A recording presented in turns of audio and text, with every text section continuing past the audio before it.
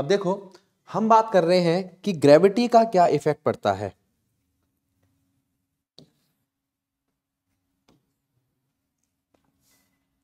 Effect of gravity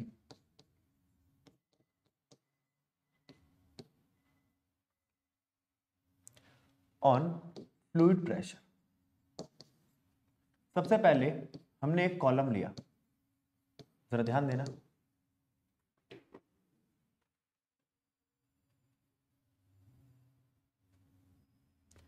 एक liquid column लिया, एक लिक्विड कॉलम लिया जिसके अंदर ये सिलेंड्रिकल कंटेनर रखा, ठीक है। और इस सिलेंड्रिकल कंटेनर पे हमने देखा कि भाई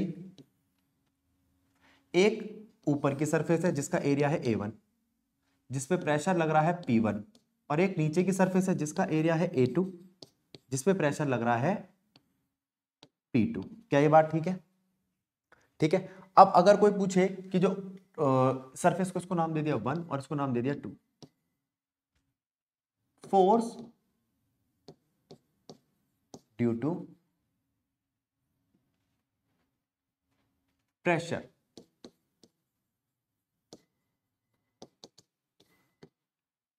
ऑन सरफेस 1 क्या बनेगा F1, और सरफेस 2 क्या बनेगा F2। अब फोर्स ड्यू टू प्रेशर क्या होगा? P1 A1 P2 A2। अब एक प्रेशर नीचे की तरफ लग रहा है, एक प्रेशर ऊपर की तरफ लग रहा है, ठीक है। अब मैं कहता हूं एक प्रेशर तो नीचे की तरफ लग रहा है, एक प्रेशर ऊपर की तरफ लग रहा है, इन दोनों को देखो, और एक और फोर्स है यहां पर, वो है फोर्स ड्यू टू ग्रेविटी यानी कि वेट। और वो फोर्स क्या है आपकी? F3, या W से दिखा दो इसको। ज्यादातर हमें ग्रेविटी वाली फोर्स को वेट से दिखाने की आदत है, mg।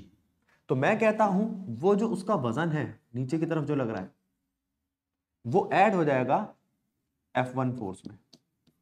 F1 नीचे की तरफ लग रही है, W नीचे की तरफ लग रहा है, इज इक्वल्स टू F2। कब? इक्विलिब्रियम पर, एट इक्विलिब्रियम। तो F1 minus F2 is equals to weight, यानी कि P1 माइनस P2, इन दोनों के पास एरिया था जिसको मैंने कॉमन ले लिया, इज इक्वल्स टू mg। अब चाहो तो आप m को खोल सकते हो, एरिया इनटू, अब इसकी, ये तो एरिया हो गया आपका और ये हो गई आपकी हाइट।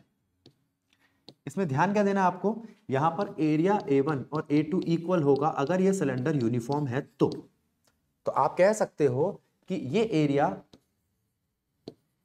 कैंसल हो जाएगा अगर ये सिलेंडर यूनिफॉर्म है। तो नहीं होगा तो फिर उसके हिसाब से चलेगा। तो क्या साइडों से प्रेशर नहीं लग रहा? साइडों से प्रेशर लग रहा है, और जितना नीचे जाते जा रहे हैं प्रेशर बढ़ता जा रहा है, लेकिन वो जो साइडों से प्रेशर लग रहा है वो एक दूसरे को कैंसल कर रहा है। हाँ, ये हो सकता है कि ये वेसल झेल ना पाए तो उसको दबा दे, ये साइडों का प्रेशर उस चीज को दबा भी सकता है, ठीक है, लेकिन अभी इक्वेट कर रहा है। तो यहां से जो हमारा फॉर्मूला आया चेंज इन प्रेशर का, वो क्या आया? देखो, रो तो लगाना भूल ही गए हम यहां पे जल्दीबाजी में। वो आया आपका, m को खोला volume into density into g में, फिर वॉल्यूम को खोला area into height rho g में। तो देखो आगे आपका वही formula P equals to h rho g, P is equals to h rho g, अगर इस तरीके का हम एक लिक्विड कॉलम लेते हैं तो।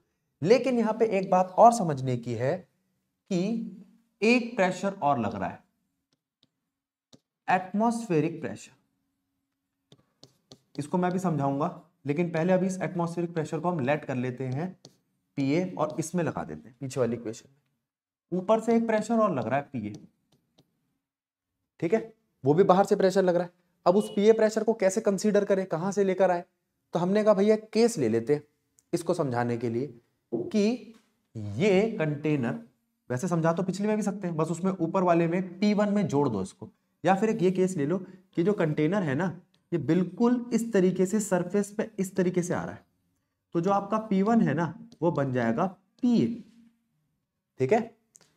पीछे जो हमने इक्वेशन बनाई थी वो था P1 माइनस P2। देखो यहां पे इसको P1 माइनस P2 की फॉर्म में लिखो, P1 minus P2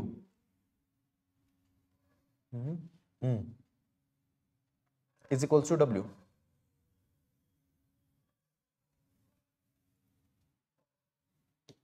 P1 minus P2 is equals to H rho जी।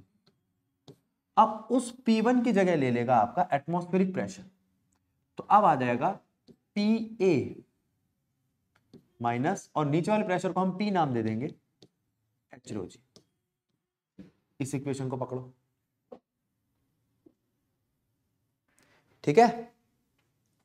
हमने यहां पर क्या देखा, फोर्स F1 लग रही है ऊपर से, वेट लग रहा है ऊपर से, उन दोनों को जोड़ दिया और वो किसके खिलाफ काम कर रहे हैं, नीचे से लग रही फोर्स यानी कि F2 के, उनको इक्वेट किया। इक्वेट करने पर हमारे पास फॉर्मूला आया P1 minus P2 equals to H rho जी।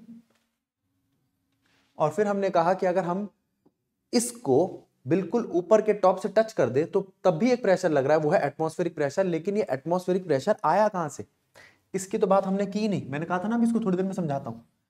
तो ये है आपका एटमॉस्फेरिक प्रेशर।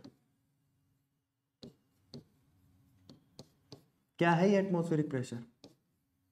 देखो, पीए से दिखा तो दिया, लेकिन ये है क्या एटमॉस्फेरिक प्रेशर? ये अर्थ है, ये उसका एटमॉस्फेयर है। इस एटमॉस्फेयर में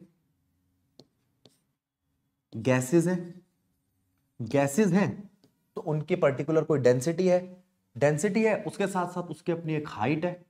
हाँ जी है। तो डेंसिटी है, हाइट है, एक्सेलरेशन ड्यू टू ग्रेविटी की तरफ वो गैसेस जमीन की तरफ खिंचती भी होंगी, तो प्रेशर भी होगा। जब H है, रो है, G है, तो इस गैस का प्रेशर लगता होगा यहां पर, ठीक है। दूसरी बात, अगर मैं आपसे कहूं ये अर्थ है और मैं अर्थ पे एक पहाड़ की को कंसीडर कर रहा हूं और उसके अलग अलग पॉइंट देखता हूं, तो जितना ऊंचा जाता जाऊंगा तो उसके लिए जो एटमॉस्फेयर अवेलेबल है उसकी हाइट कम होती जाएगी। जितनी हाइट कम होगी उतना प्रेशर भी कम होगा। तो आप ये कह सकते हो, जैसे जैसे हम अर्थ की सरफेस से ऊंचा जाते जाते हैं तो अवेलेबल एटमॉस्फेयर कम होता जाता है, जिसकी वजह से प्रेशर कम होता जाता है। तो अगर मैं आपसे पूछूं, ये है आपकी अर्थ, ये है आपका एटमॉस्फेयर, और ये है उस एटमॉस्फेयर पे हाइट। अगर कोई आदमी यहां खड़ा है, यहां खड़ा है, यहां खड़ा है या यहां खड़ा है, ये पॉइंट है A B C D, तो क्या लगता है आपको कहां पर प्रेशर ज्यादा होगा? तो मेरे हिसाब से PA पर प्रेशर ज्यादा होगा PB से, PB पर प्रेशर ज्यादा होगा PC से, और PC पर प्रेशर ज्यादा होगा। तो उसका रीजन क्या है?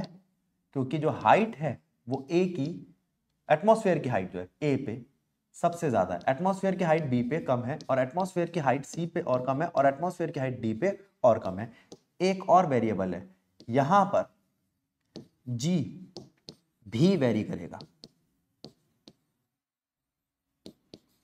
याद रखना, G भी वेरी करेगा। जैसे जैसे हाइट बढ़ती है G कम होता है, इस चीज को भी ध्यान में रखना। अब G भी वेरी कर रहा है और डेंसिटी भी वेरी कर रही है, तो मैं सीधे सीधे हाइट नहीं बता सकता एटमॉस्फेयर की।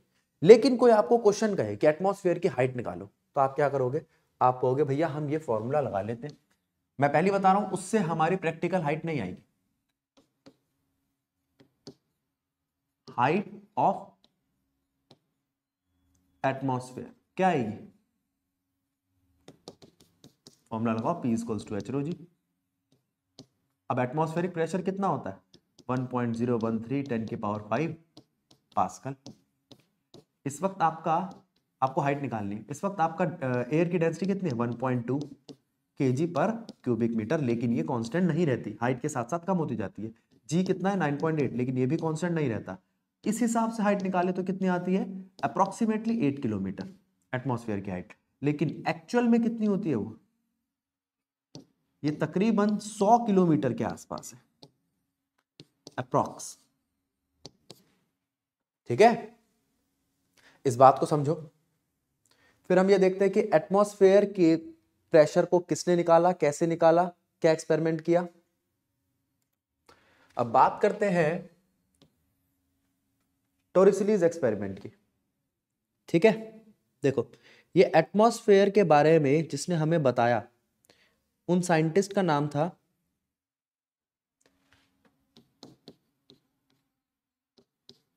टोरिसिलीज। ठीक है, और टोरिसिलीज का एक्सपेरिमेंट जो है वो क्या कहता है, पहली बात इन्होंने एटमॉस्फेरिक प्रेशर को पता लगाया। एटमॉस्फेरिक प्रेशर को पता लगाने के लिए ये करे क्या, तो इन्होंने कहा कि भैया मैं काम करता हूं कि मैं सबसे पहले तो वो जगह चूज करता हूं जहां पर मैं एटमॉस्फेयर को अर्थ का लेवल ले सकूं, अर्थ के लेवल को लूं जिस पर मैं पता लगाऊं कि प्रेशर कितना होगा। तो उन्होंने देखा कि भाई ये है हमारी अर्थ, नहीं अर्थ ऐसी है, कहीं से ऊंची कहीं से नीची, फिर कहीं से ऊंची, कहीं पहाड़ है कहीं समुद्र है कहीं कुछ है। तो अब जब इस तरीके की है तो उन्होंने कहा किस चीज को हम देखें, तो हमने कहा अगर हमें पता लगाना हो कि ये चीज सीधी है या टेढ़ी, तो हम क्या करते हैं, पानी बहा के देख लेते हैं। अगर पानी सीधा रुका हुआ है तो इसका मतलब ये फ्लैट सरफेस है। तो उन्होंने भी उसी की मदद ली, सी लेवल की, सी लेवल को उन्होंने फ्लैट सरफेस लिया। ठीक है, ले लिया सी लेवल को फ्लैट सरफेस। सी लेवल पे जाके उन्होंने अपना एक्सपेरिमेंट किया। तो सी लेवल क्यों लिया, क्योंकि उसको हम मान के चलते हैं कि अर्थ का लेवल आ गया। ठीक है, अर्थ का ग्राउंड आ गया। अब वहां से लिया, और ये बात जाहिर सी बात है कि सी लेवल से जितना ऊपर जाते जाओगे यानी कि पहाड़ों पे चढ़ते जाओगे उतना हाइट बढ़ती जाएगी, और हाइट बढ़ती जाएगी तो प्रेशर कम होता जाएगा। और सी के नीचे जाओगे तो हाइट कम होती, एटमॉस्फेयर की डेप्थ बढ़ती जाएगी। ठीक है, तो उस पर प्रेशर ज्यादा लगेगा। लेकिन सी के अंदर जाके क्या करेंगे, अभी ऊपर ही रहते हैं हवा में, और सी लेवल का पता चला अभी हमें। अब मैंने आपसे कहा कि उसने एक्सपेरिमेंट करने के लिए लिक्विड लिए। कौन सा लिक्विड चूज करे, तो लिक्विड ऐसा हो जो चिपचिपा ना हो, पहली बात। दूसरी बात, लिक्विड ऐसा हो जिसकी डेंसिटी थोड़ी ज्यादा हो। क्यों, क्योंकि जो ये एक्सपेरिमेंट करने जा रहा है उसमें हाइट नापनी है। अगर मान लो हाइट हो गई 15 मीटर, तो नापेगा कैसे, 2-2.5 मीटर की तो आपकी एक मंजिल होती है, तो 5-7 मंजिल पे खड़ा होकर वो मेजरमेंट कैसे लेगा। तो उसने लिया मर्क्यूरी को। मर्क्यूरी एक तो स्टिकी नहीं होता, ठीक है, बाद में बताएंगे इसी चैप्टर में कि इसकी कोहेसिव फोर्स बहुत ज्यादा होती है। दूसरा, मरकरी की एक और खासियत है कि इसकी डेंसिटी बहुत हाई होती है। ठीक है, तो एक तो ये स्टिकी नहीं होता और इसकी डेंसिटी बहुत हाई होती है, इसलिए हमने मरकरी को लिया। और एक लिया उसने 1 मीटर लंबी ट्यूब। ट्यूब की लेंथ थी 1 मीटर। उस 1 मीटर लंबी ट्यूब को उसने अपने अंगूठे से रोका और मरकरी के टब में ऐसे उल्टा रख दिया। ठीक है, अच्छा ठीक है। अब उसके बाद मरकरी के टब में पहले से मरकरी भरी थी। ये मरकरी का जो मनिस्कस होता है वो उल्टा होता है बाकियों से, अपर मनिस्कस बोलते हैं इसको। अब इसके ये एक्सपीरियंस कर रहा था मरकरी का मनिस्कस प्रेशर। अंदर क्या था, अंदर भी एटमॉस्फेयर था। तो उसने कहा यहां पर जो एटमॉस्फेयर है ये उसको दबाने लगा और यहां पर लिक्विड रेस करने लगा। जहां जाके रुक गया उस हाइट को उसने मेजर कर लिया और वो हाइट निकली 76 सेंटीमीटर। ठीक है, अब यहां पर हम ये बात समझेंगे, ये जो ट्यूब थी, ये जो वर्टिकल कॉलम था, इस वर्टिकल कॉलम में पहले से एटमॉस्फेयर था। उस एटमॉस्फेयर को या इस यहां पर पहले से कोई चीज थी जिसको उसने दबाया। दबाकर कहां तक पहुंचा, जब यहां का प्रेशर 0 हो जाए तब तक पहुंचा हो। ठीक है, अब इसको मैंने पॉइंट बोल दिया ए, और ये है आपका लिक्विड। लिक्विड में यहां पर पॉइंट है सी, तो यहां पर प्रेशर आ गया पीसी, और यहां पर पॉइंट है बी। मैं कह रहा हूं कि जो पीसी का पॉइंट है वो पीबी के प्रेशर के बराबर है, लेकिन पीबी जो प्रेशर है वो इक्वल है जो ए पर प्रेशर है प्लस इस कॉलम का प्रेशर, यानी कि एच रो जी। ठीक है, दोबारा ध्यान दो। अगर मैं आपसे कहूं कि ये एक ही हाइट पर है, ये एक ही लेवल पे है, तो इस एक ही लेवल पर सबका प्रेशर इक्वल होगा, तो सी पॉइंट का प्रेशर बी के इक्वल होगा, यानी कि पीसी पीबी के बराबर होगा पास्कल लॉ के हिसाब से। Pascal's law, according to Pascal's law ये पीसी पीबी के इक्वल होगा। पीसी कितना है, पीसी कितना है, पीसी तो बाहर सिर्फ एटमॉस्फेयर का प्रेशर है, पीसी इक्वल है एटमॉस्फेरिक प्रेशर के। तो एटमॉस्फेरिक प्रेशर इक्वल हो गया पीए प्लस एच रो जी के। ठीक है, ठीक है भैया, तो पीए तो ठीक है, लेकिन ये जो एटमॉस्फेरिक प्रेशर है, जो ए पॉइंट पे प्रेशर है वो 0 है। क्यों 0 है, तभी तो जाके वो रुक गया उसकी हाइट का बढ़ना। मैंने बताया था वहां जाके वो 0 हो जाता है। तो यहां से आपका एटमॉस्फेरिक प्रेशर कितना आ गया, एच रो जी, रो किसकी, मर्क्यूरी की, 13.6 इंटू 10⁻³ kg पर क्यूबिक मीटर। डेंसिटी कितनी हमारी 9.8, हाइट कितनी हमारी 76 सेंटीमीटर को मीटर में कन्वर्ट कर लेना 10⁻⁻² के साथ मल्टीप्लाई करके।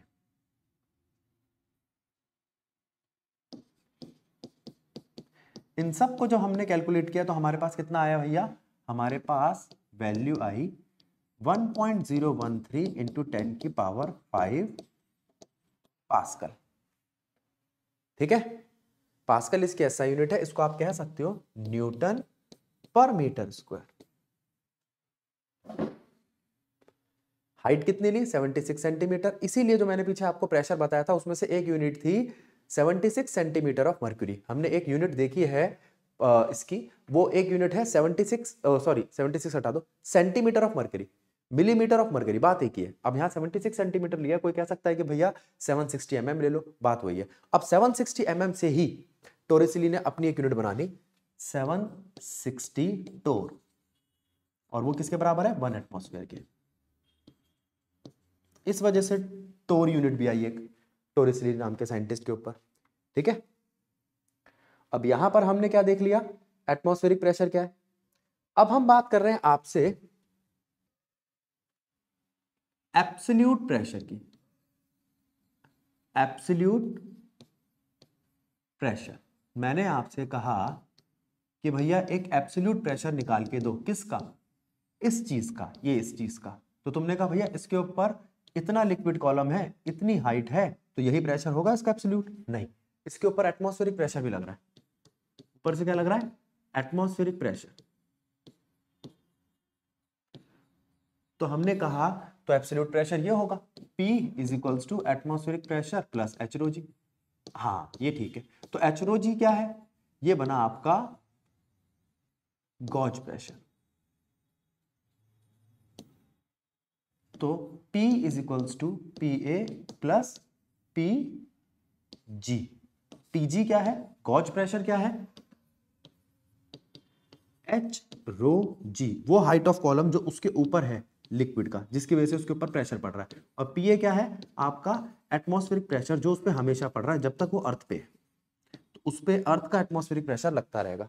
अगर किसी का एच रो जी 80 एटमॉस्फेयर है तो उसका एब्सोल्यूट प्रेशर कितना हो जाएगा, ऑटोमेटिकली 81 एटमॉस्फेयर। क्यों, 1 एटमॉस्फेरिक प्रेशर तो उस पे लग ही रहा है। तो यहां से हमें पता चल गया एटमॉस्फेरिक प्रेशर, गॉज प्रेशर और एब्सोल्यूट प्रेशर के बारे में। एब्सोल्यूट प्रेशर क्या होता है, एब्सोल्यूट प्रेशर सम होता है गॉज प्रेशर का एटमॉस्फेरिक प्रेशर के साथ, सम होता है गॉज प्रेशर का एटमॉस्फेरिक प्रेशर के साथ। अब ध्यान दो, हम बात कर रहे हैं यहां पे आपसे मैनोमीटर की।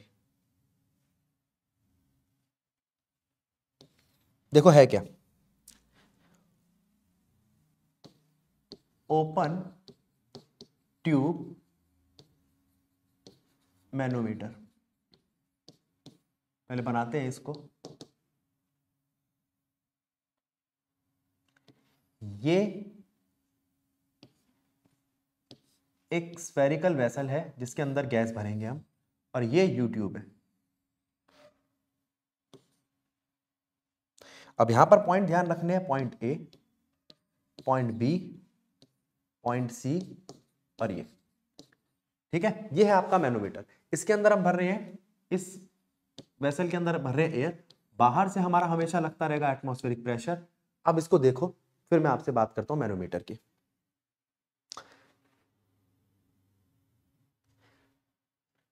यहां पर हम बुक में देखते हैं क्या कहता है मैनोमीटर के बारे में, क्या कहता है, it is a simple device used to measure the pressure of a gas enclosed in a vessel. ये रही वो वेसल, इसके अंदर एक गैस भरी हुई है, एयर मत लो, गैस ले लो। तो मैनोमीटर एक ऐसी डिवाइस है जो यूज की जाती है किसी प्रेशर को मेजर करने के लिए, उस गैस के प्रेशर को मेजर करने के लिए जो एनक्लोज्ड है किसी वेसल में। ठीक है, it consist a YouTube mechanism, ये दिख रहा है हमें। ठीक है, अब इसके अंदर लिक्विड भरा हुआ है इस यूट्यूब के अंदर। ठीक है, अब वो कहता है अगर मान लो यहां पर ये लिक्विड है और ये इस तरीके से आ रहा है, अब मेरी बात सुनते जाना और समझते जाना।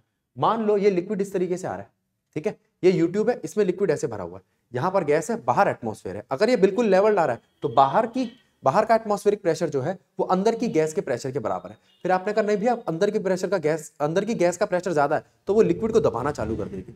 अगर वो लिक्विड को दबाना चालू करेगी तो लिक्विड की कॉलम की यहां पर हाइट बढ़ने लगेगी। अब वो जितनी हाइट बढ़ेगी उतना वो एटमॉस्फेरिक प्रेशर से ज्यादा है। भाई ऊपर से एटमॉस्फेरिक प्रेशर आ रहा है, अंदर से गैस का प्रेशर आ रहा है, अगर दोनों बराबर है तो गैस का प्रेशर 1 एटमॉस्फेयर, लेकिन अगर ये उठती चली जाए, ठीक है, तो जितनी हाइट उठेगी उतना ही एटमॉस्फेरिक प्रेशर से ज्यादा। तो अब मैं अगर आपसे पूछूं यहां पर प्रेशर कितना है, सी पॉइंट पर प्रेशर कितना है, तो आप कह सकते हो यहां पर जो प्रेशर है ए पॉइंट पर उसको आप सी पॉइंट से कंपेयर कर सकते हो। देखो मैं बताता हूं कितना है।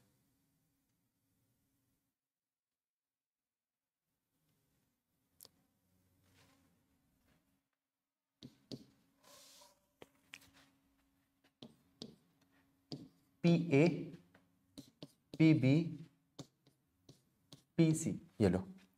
अब वो कहता है भैया पी ए जो है ये किसका है, गैस का प्रेशर, वो इक्वल है P B plus h rho जी।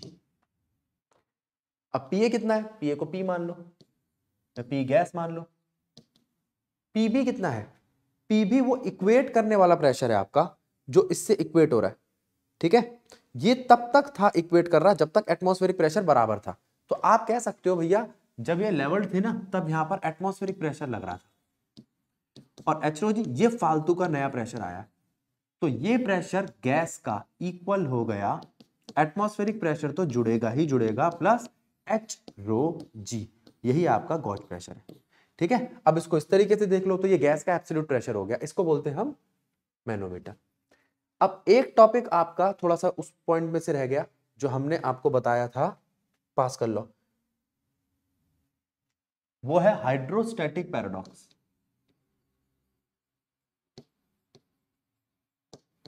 क्या कहता है ये कहता है कि अगर मैं ध्यान ना दूं बेस की शेप पे, उनका एरिया अलग अलग लूं लेकिन ध्यान दूं उनकी हाइट पे, उनकी हाइट सबकी सेम लूं और प्रेशर मेजर करूं इस पे, इस पे और इस पे, तो यहां पर P1, यहां प्रेशर आएगा P2, यहां प्रेशर आएगा P3 और P1 इक्वल होगा P2 के, इक्वल होगा P3 के, क्योंकि तीनों लिक्विड कॉलम की हाइट इक्वल है, तीनों लिक्विड कॉलम की हाइट इक्वल है, इसलिए तीनों पे लगने वाला प्रेशर भी इक्वल है। ये है आपका hydrostatic paradox, P1 equals to P2 equals to P3, और इन वेसल्स को बोलते हैं हम पास्कल वेसल। अब देखते हैं बुक क्या कहती है इसके बारे में। देखो Pascal's vessel, hydrostatic paradox. Pascal ने अपने एक्सपेरिमेंट में डेमोन्स्ट्रेट किया कि अगर मैं एक लिक्विड कॉलम को एक पर्टिकुलर हाइट तक फिल कर देता हूं और उसकी शेप को अलग अलग लेता हूं तो उस शेप पर वो डिपेंड नहीं करता उसके नीचे का जो प्रेशर है, अगर हाइट उनके बीच में भरी हुई इक्वल है तो, ठीक है। अब जरा इस पे ध्यान दो।